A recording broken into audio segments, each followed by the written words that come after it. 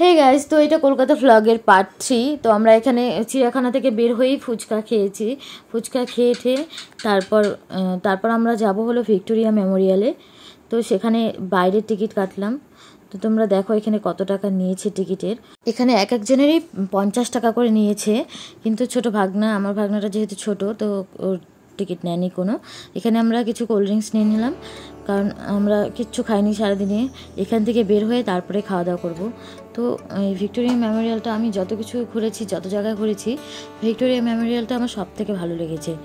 মানে এখানে একটা অ্যাস্থেটিক ব্যাপার আছে। আমার মনে হলো এখানে যদি আমি গিয়ে একটু ফটোশ্যুট করতে পারতাম শাড়ি পরে, তো আমার খুব ভালো লাগতো। মানে আমার এটাই একমাত্র ভালো লেগেছে। আর আমি যেখানে যেখানে শপিং করতে গিয়েছি সেখানে ভালো লেগেছে। তো তোমরা এখানে আসার আগে অবশ্যই একটা ফটোশ্যুটের মতো ব্যবস্থা করে নেবে, তাহলে আসাটা সার্থক হবে। বাইরেটাই যেখানেই দাঁড়াবে সেখানেই ফটো তোলার জন্য খুব একটা ভালো জায়গা।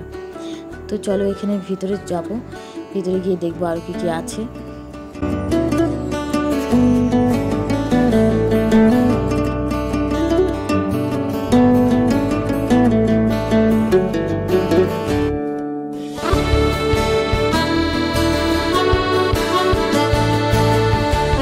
দেন আমি এখানে ঘুরতে ঘুরতে দেখি একটা ফরেনার মেয়ে, যে কিনা খুব সুন্দর দেখতে, একদম পুতুলের মতন। মানে এটা হচ্ছে কোনো বারবি না, মানে আমাদের ইন্ডিয়ান যে পুতুলগুলো হয় গোল গোল করে, সেই পুতুলগুলোর মতো। চোখগুলো খুব সুন্দর। তো আমার ওকে খুব ভালো লেগেছে, তাই আমি দেখে ফটো তুলেছিলাম। তো হিয়ার ইজ আওয়ার গাইড। তো গাইড বলছিল যে হচ্ছে এখান থেকে এইটুকু দেখা হয়ে গেছে, এখন চলে যাই, আর দেখতে যাব না, শরীর আর নিচ্ছে না। কিন্তু আর এখানে এত দূর এসে আমরা টিকিট কেটেছি, যাব না ভিতরে, এটা তো হতে পারে না। তো অবশ্যই যাব, ভিতরে গিয়ে দেখবো কি আছে। হ্যাঁ, তবে ভিতরে কিছু দেখার মতো সেরকম কিছু আমি দেখলাম না, কিন্তু বাইরেটা খুব সুন্দর।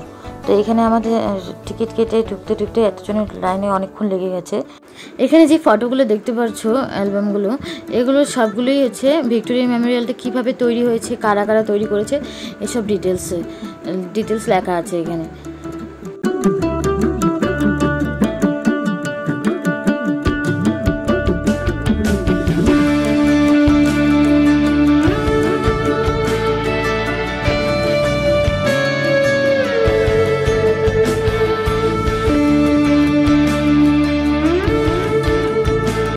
তো সারাদিন ঘোরাঘুরি করে আমরা এতটা টায়ার্ড ছিলাম, বিশেষ করে আমি এতটা কখনো হাঁটিনি, কিন্তু এখানে মানে কলকাতায় গিয়ে এত হাঁটাহাঁটি করেছি।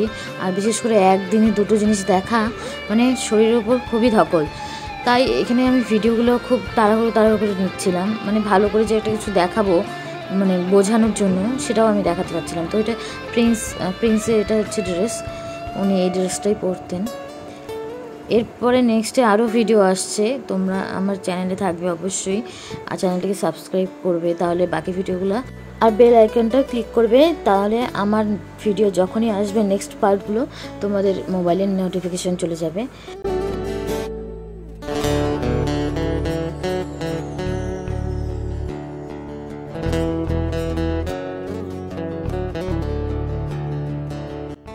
আর আগেকার দিনের এই বিষয়গুলো দেখলে, যেমন এই ছবিটা দেখো, এটা দেখলে মনে হয় গায়ে কাঁটা দিয়ে ওঠে। মানে এত পুরনো জিনিস এটা দেখার সুযোগ পাওয়া, মানে এটাও একটা ভাগ্যের ব্যাপার। তো আমার খুব ভালো লেগেছে, আমার পুরনো দিনের জিনিস দেখতে খুব প্রচণ্ড ভালো লাগে। একটা নতুন যুগের থেকে একটা পুরনো জিনিস দেখবো আমি, এটার মজাই আলাদা। তো পুরনো জিনিসকে সবসময় কভার করতে হয়। তারপর দাদা বললো হয়েছে অনেক, আর কিছু দেখার মতো নেই। তো কিছু ফটো তুলে আমরা বের হয়ে আসলাম ওখান থেকে। তারপর এখান থেকে বের হয়ে আমরা কিছু খাওয়া দাওয়া করেছি, খাওয়া দাওয়া করে সোজা আমরা হোটেলে চলে গিয়েছি। তো এখানে এই ভ্লগটা শেষ হচ্ছে, দেখা হবে নেক্সট পার্টে তোমাদের সাথে অবশ্যই। আর এটা হচ্ছে আমরা আসার সময় রবীন্দ্র সদনটা দেখেছি, যেটাতে আমরা ঢোকার মতো আমাদের পরিস্থিতি ছিল না, কারণ অনেক লেট হয়ে যাবে। তো আজকের ভ্লগে এই পার্টটা এইটুকুই, দেখা হবে নেক্সট পার্টে। অবশ্যই তোমরা আমার সাথে থাকবে, স্টে টিউন।